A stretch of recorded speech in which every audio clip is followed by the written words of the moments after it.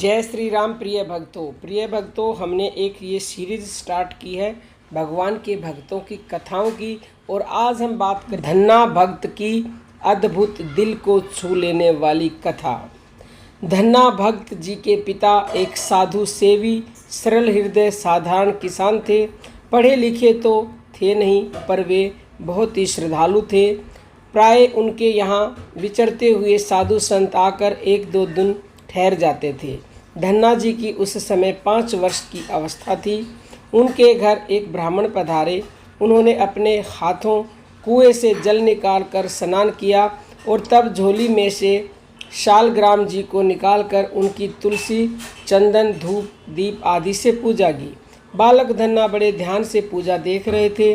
उन्होंने ब्राह्मण से कहा, पंडित जी, मुझे भी एक मूर्ति दे दो, मैं भी पूजा करूँगा। भला जाट के लड़के को शालिग्राम तो कौन देने चला था, परंतु बालक हट करके रो रहा था। ब्राह्मण ने एक काला पत्थर पास से उठाकर देते हुए कहा, बेटा, यही तुम्हारे भगवान हैं, तुम इनकी पूजा किया करो। बालक धन्ना को बड़ी प्रसन्नता हुई। अब वे अपने भगवान को कभी सिर पर रखते और कभी हृदय से लगाए घूमते, खेलते कूदते तो उन्हें भूल गया, लग गए भगवान की पूजा में। ब्राह्मणों को जैसे पूजा करते उन्होंने देखा था, अपनी समझ से वे वैसे ही पूजा करने का आयोजन करने लगे।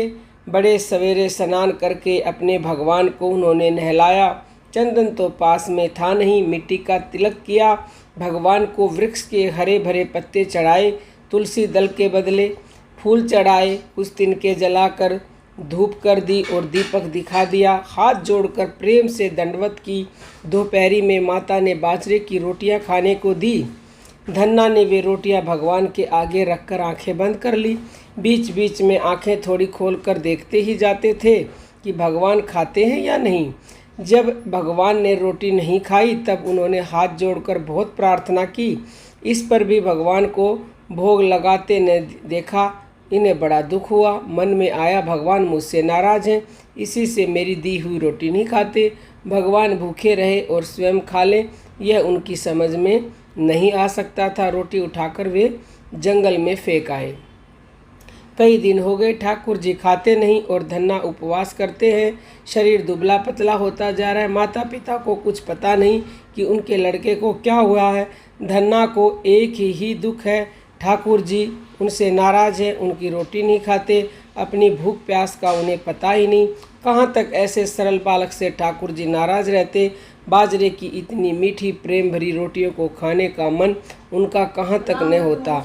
एक दिन जब धन्ना ने रोटियां रखी, वे प्रकट हो गए और लगे भोग लगाने।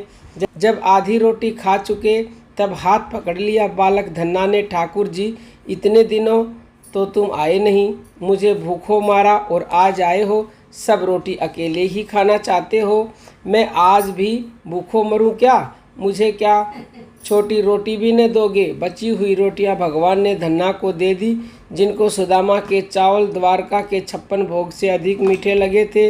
विदुर साग तथा विदुर पत्नी के केलों के छिलके के लोभ से दुर्योधन का सारा स्वागत सत्कार जिन्होंने ठुकरा दिया था।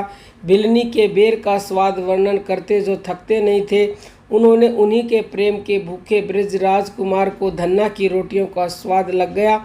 अब नियमित रूप से वैदना की रोटियों का नित्य भोग लगाने लगे। बाल्यकाल समाप्त होने पर धन्ना जी में गंभीरता आई। भगवान ने भी इनके साथ अब बाल क्रीड़ा करना बंद कर दिया। परंपरा को रक्षा के लिए प्रभु ने इन्हें दीक्षा देने का आदेश किया। धन्ना जी वहां से काशी गए और वहां पर श्री रामानंद जी ने इन्होंने मंत्र ग्रहण किया। गुरुदेव की आज्ञा लेकर ये घर लौट आए। अब धन्ना को सर्वत्र सब में अपने भगवान के दर्शन होने लगे। वे सब हृदयहारी को सब कहीं देखते और उसकी स्मृति में मगन रहते। एक दिन पिता ने उन्हें खेत में गेहूं बोने को भेजा। मार्ग में कुछ संत मिल गए। संतों ने भिक्षा मांगी। धन्ना तो सर्वत्र अपने भगवान को ही देखते थे। भूखे संत मांग रहे थे। ऐसे समय में धन्ना चूकने वाले नहीं थे। जहाँ कोई दीन दरिद्र भूखे से पीड़ित होकर अन्न मांगते हैं, वहाँ स्वयं भगवान हमसे सेवा चाहते हैं। यह सदा स्मरण रखने की बात है। जो ऐसा अवसर पाकर चूक जाते हैं, उन्हें पश्चाताप करना पड़ता है। धन्ना ने समस्त गेहूँ संतों को दे दिए। गेहूं संतों को दे दिए, इसलिए माता पिता बहुत दुखी होंगे, परेशान होंगे। यह सोचकर उसने इस भय से धन्ना जी ने खेत में हल घुमाया और इस प्रकार खेत जोत दिया जैसे गेहूं बो दिया गया हो। घर आकर उन्होंने कुछ नहीं कहा, परंतु धन्ना ने भूमि के खेत में गेहूं बोया हो या न बोया हो, उस खेत में तो बो ही दिया था। जहाँ बोए बीज का भंडार कभी घटता नहीं है। भक्त की प्रतिष्ठा रखने और उसका महत्व बढ़ाने के लिए भगवान ने लीला दिखाई। कामदूधा पृथ्वी देवी ने धन्ना के खेत को गेहूं के पौधों से भर दिया। चारों ओर लोग प्रशंसा करने लगे कि इस वर्ष धन्ना का खेत ऐसा उठा है जैसे कभी नहीं सुना। पहले तो धन्ना जी को लगा कि लोग उन्हें के सूखे खेत के कारण मजाक कर रहे हैं, पर अनेक लोगों से एक ही बात सुनकर वे स्वयं खेत देखने गए।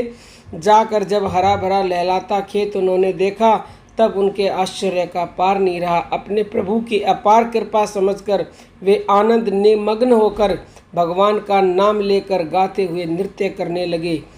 अगर आपको ये कहानी पसंद आई है तो कमेंट करके ज़रूर बताएं। बहुत ही जल्द मिलते हैं किसी नई कथा के साथ। तब तक के लिए जय श्री राम।